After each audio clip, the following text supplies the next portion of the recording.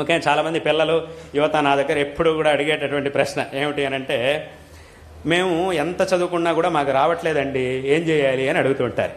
ఎంత చదువుకున్నా కూడా రావట్లేదు అని అడుగుతుంటారు. అప్పుడు నేను వాళ్ళకి చెప్పే సమాధానం ఏమిటంటే, ఎంత చదువుకున్నా రావట్లేదు అని అంటే అప్పుడు ఏం చేయాలి అంటే వచ్చేంత వరకు చదువుకోవాలి.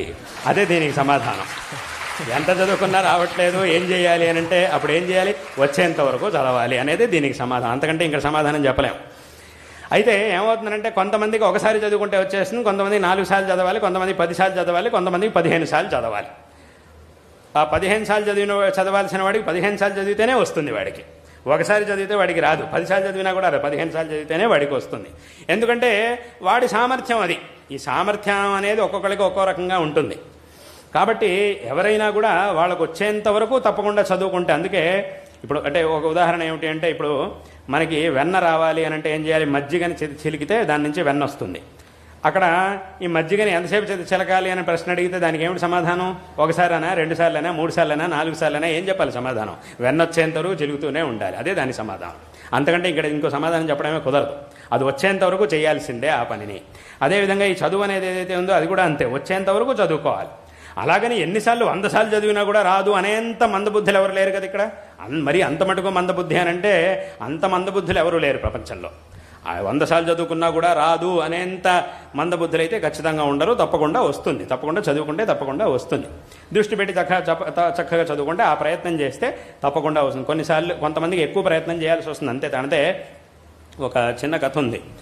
ఒకసారి ఒక ఊరుంది. ఆ ఊళ్ళో 2 స్నేహితులు ఉన్నారు. వాళ్ళిద్దరూ పక్కపక్కనే వాళ్ళకే పెద్ద ఏదో అక్కడక్కడ చిన్న చిన్న పనులు చేసుకొని దానివల్ల ఎంత డబ్బు వస్తే దాంతో ఏదో ఉన్న దాంట్లో పెద్ద ధనవంతులేం కాదు, ఏమీ లేదు, ఉన్నదానికి కొన్నిసార్లు ఉన్నదానికే సరిపోదు. అటువంటి పరిస్థితి. వాళ్ళు 2 ఇళ్ళు ఉండేవి. ఇద్దరు పక్కపక్కనే చిన్న చిన్న ఇళ్ళని కట్టుకున్నారు. ఒకసారి ఏమైంది అంటే, ఉన్నట్టుండి ఎవరో ఒక మహాయోగి ఆయన ఆ ఊళ్ళోంచి అలా వెళ్తున్నాడు, వీళ్ళ ఇంటి ముందు నుంచి అలా వెళ్తున్నాడు. ఏదో సందడి వినిపిస్తోంది, జనాలంతా వచ్చి ఆయన చూస్తూ ఉన్నారు. అప్పుడు ఏమైంది అంటే, ఎవరో వచ్చినట్టు ఉన్నారు, ఏదో జనాలంతా వచ్చారు, ఏమైంది అని చెప్పి వీళ్ళిద్దరు ఇంటి నుంచి బయటకు వచ్చి చూస్తున్నారు. చూస్తుంటే ఆయన పాటికి ఆయనలా వెళ్తున్నాడు. కొంతమంది ఏమో ఆయన చూసి దండాలు పెడుతున్నారు, కొంతమంది మామూలుగా నుంచొని చూస్తున్నారు. అలా రకరకాలుగా జనాలు వాళ్ళ పాటు వాళ్ళు ఏదేదో చేస్తున్నారు. ఈయన మాత్రం వాళ్ళవన్నీ పట్టించుకోకుండా అలా వెళ్తున్నాడు. వీళ్ళిద్దరు ఇంటి ముందుకు వచ్చి రాగానే అది ఆయనకి ఏమనిపించిందో తెలియదు కానీ వీళ్ళిద్దరి వైపు చూశాడు. చూసి ఏమన్నాడు అనంటే, మీ ఇద్దరు కట్టుకున్న చిన్న ఇళ్ళు ఏవైతే ఉన్నాయో వీట్ల కింద పెద్ద నిధి ఉంది. ఇంత పెద్ద నిధి ఉన్నప్పుడు ఎందుకు మీరిద్దరు ఇంత దారిద్ర్యంలో జీవిస్తున్నారు?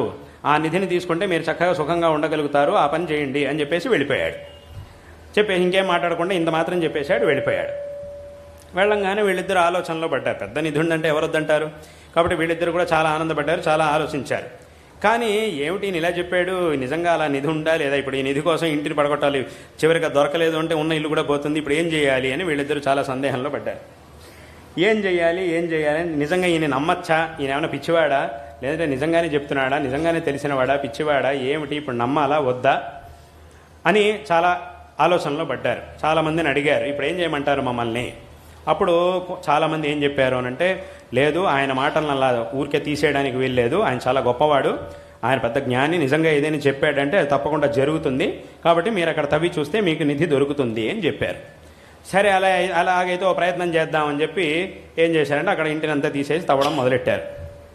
ఇద్దరూ కలిసి తవ్వడం మొదలెడుతున్నారు. వాడి ఇంటి దగ్గర వాడు, వీళ్ళ ఇంటి కింద వీడు. ఇద్దరు ఒకేసారి తవ్వడం మొదలెట్టారు. ఇద్దరికి ఒకే బలం. ఇద్దరు తవ్వడం మొదలెట్టారు, ఒకే రకంగా పనిచేస్తున్నారు.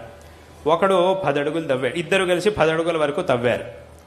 ఒకడికి నిధి దొరికింది, చాలా నిధి అక్కడ దొరికేసింది. చాలా సంతోషపడ్డాడు. వెంటనే చెప్పాడు, నాకు నిధి దొరికేసింది అని చెప్పి నిధిని తీసుకున్నాడు. ఆ నిధిని అంతా తీసుకుని ఇంక ఇక్కడ ఉండాల్సిన పని లేదు, హాయిగా నేను ధనవంతుడిగా ఎక్కడో బతుకుతానని చెప్పి హాయిగా అక్కడి నుంచి వెళ్ళిపోయాడు. కానీ రెండో వాడికి మాత్రం దొరకలే. అప్పుడు వీడేం చేశాడు, అదేమిటి వాడి 10 అడుగులకి దొరికింది కదా, నాకు దొరకలేదేమిటి అని చెప్పి వీడేం చేశాడు అంటే, ఇంకో 2 అడుగులు తవ్వాడు. చూద్దాం, ఇంకొంచెం చూద్దాం అని చెప్పి ఇంకో 2 అడుగులు తవ్వాడు, దొరకలా. ఇంకో 2 అడుగులు తవ్వాడు, దొరకలా. ఇంకో 2 అడుగులు తవ్వాడు, దొరకలా. 15 దాటిపోయింది, 16 అడుగులు తవ్వేశాడు, ఇంకా ఏమీ దొరకలేదు. ఇంకో 4 అడుగులు తవ్వాడు, అయినా కూడా దొరకలే. 10 అడుగుల కంటే ఎక్కువ, ఇంకో రెట్టిమా 20 అడుగులు తవ్వాడు, అయినా కూడా ఏమీ దొరకలేదు. 22 అడుగులు తవ్వాడు, అయినా కూడా వాడికి ఏమీ దొరకలేదు. ఇంకా వాడు చాలు, ఇంకా అయిపోయింది, ఏదో ఆయన ఏదో చెప్పాడులేండి, ఎంత పెద్ద యోగి అయినా కూడా చెప్పినవన్నీ కూడా ఎక్కడ నడుస్తాయి, ఏదో వాడికి నడిచింది తప్ప నాకు అది నిజంగా జరగలేదు, సర్లే పోన్లే వాడికి దొరికింది నాకు దొరకలేదు, ఇంక ఇదంతా ఈ ప్రయత్నం చేయడం వ్యర్థం అని చెప్పి వదిలేశాడు. అయినా కూడా చూద్దామని చెప్పి ఇంకో అడుగు దవ్వాడు, అయినా దొరకలే. అక్కడ మొత్తం 23 అడుగులు దవ్వాడు, అయినా దొరకలేదు. ఇంకా చాలు అని చెప్పి వదిలేశాడు. వదిలేసి మళ్ళీ దానంతా పూర్తి చేసి మళ్ళీ పాత ఇంటినే మళ్ళీ కట్టుకున్నాడు, అక్కడే ఉన్నాడు. కానీ నిజం ఏమిటి, ఇంకొక 2 అడుగులు ఎల్లుంటే వాడికి దొరికినటువంటి నిధి కంటే 4 రెట్లు ఎక్కువ నిధి వీడింటికి ఉండింది. దానికంటే కూడా నిజంగా 4 రెట్లు ఇక్కడ ఉండింది. కాబట్టి వీడు ఎక్కువ తవ్వినందుకు వీడి శ్రమ ఎక్కడా వృధా పోవట్లేదు. ఇంకా ఎక్కువ నిధే వాడికి దొరికేటటువంటి అవకాశం ఉండింది. కానీ ఎక్కడ అది ఎందుకు దొరకలేదు వీడికి అంటే వీడి ప్రయత్నాన్ని మానుకోవడం వల్ల అది ఆగిపోయింది. ఆ ప్రయత్నాన్ని మానుకోవడం వల్ల వీడికి ఫలితము దొరకలేదు, మళ్ళీ జీవితం మొత్తం దారిద్ర్యంలోనే జీవించాల్సి వచ్చింది. అంటే అక్కడికి ఏమైంది, ఈ ప్రయత్నానికి అంత బలం అనేది, ప్రయత్నాన్ని తప్పకుండా మనం చెయ్యాలి ఫలం దొరికేంత వరకు. అంటే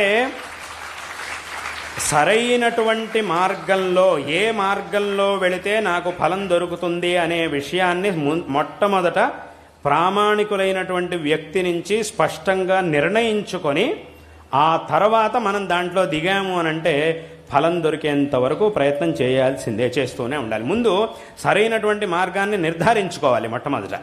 అలాగని ఏది పెడితే దాంట్లో అనవసరంగా ప్రయత్నాలు చేయకూడదు. సరైనటువంటి మార్గం ఏది అనేదాన్ని పెద్దల నుంచి నిర్దేశం తీసుకొని నిర్ణయం చేసుకొని ముందు దాంట్లోకి దిగాలి.